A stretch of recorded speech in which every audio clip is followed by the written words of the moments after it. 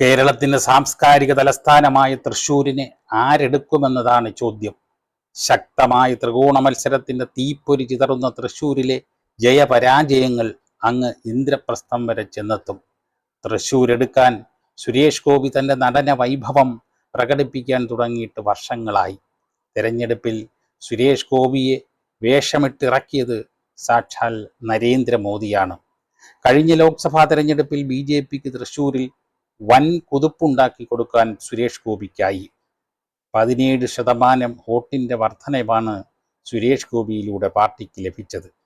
BJPയുടെ കണ്ണു തുറപ്പിച്ച മുന്നേറ്റമായിരുന്നു ഇത്.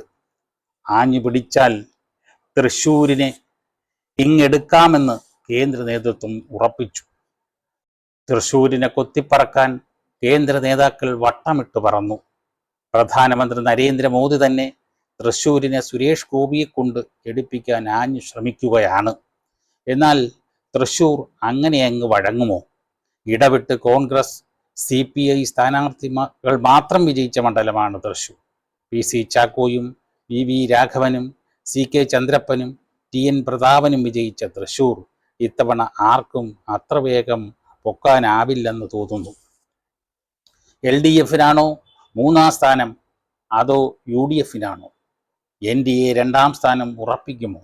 ഇത്തരം ആശങ്കകൾ പലതാണ്. LDFന് ശക്തമായ വേരോട്ടമുള്ള തൃശ്ശൂരിലെ നിയമസഭാ മണ്ഡലങ്ങളിൽ ഒന്നൊഴികെ എല്ലാം അവർക്ക് സ്വന്തമാണ്. കണക്കുകൾ LDFന് അനുകൂലം.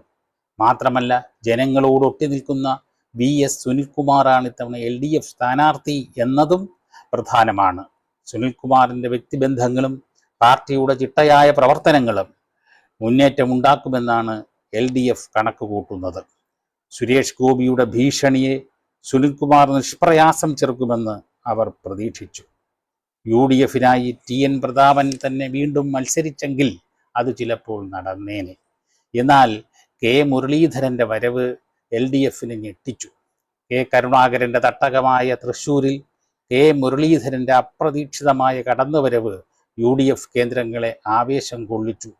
സഹോദരി പത്മജ വേണുഗോപാൽ BJPയിലേക്ക് പോയത് കോൺഗ്രസ് പ്രവർത്തകരെ ആകെ ഞെട്ടിച്ചതാണ്. അതിനാൽ തന്നെ LDFനും BJPക്കും മാത്രമല്ല, ലീഡർ വഞ്ചിച്ച പത്മജയ്ക്ക് കൂട്ടിയുള്ള താക്കീതായിരിക്കും ഈ തെരഞ്ഞെടുപ്പ് വിധി എന്ന് അവർ കണക്ക് കൂട്ടുന്നു. അങ്ങനെയെങ്കിൽ കോൺഗ്രസിലെ ഡബിൾ ഷൂട്ടറായ K മുരളീധരൻ വിജയിക്കണം. അതിന് കഴിയുമോ? തൃശ്ശൂരിനെ കേരളം ഉറ്റുനോക്കുകയാണ്. ന്യൂനപക്ഷ വിഭാഗങ്ങൾ മുരളീധരൻ്റെ വരവോടുകൂടി UDFന് അനുകൂലമായി എന്നാണ് കണക്കുകൂട്ടൽ.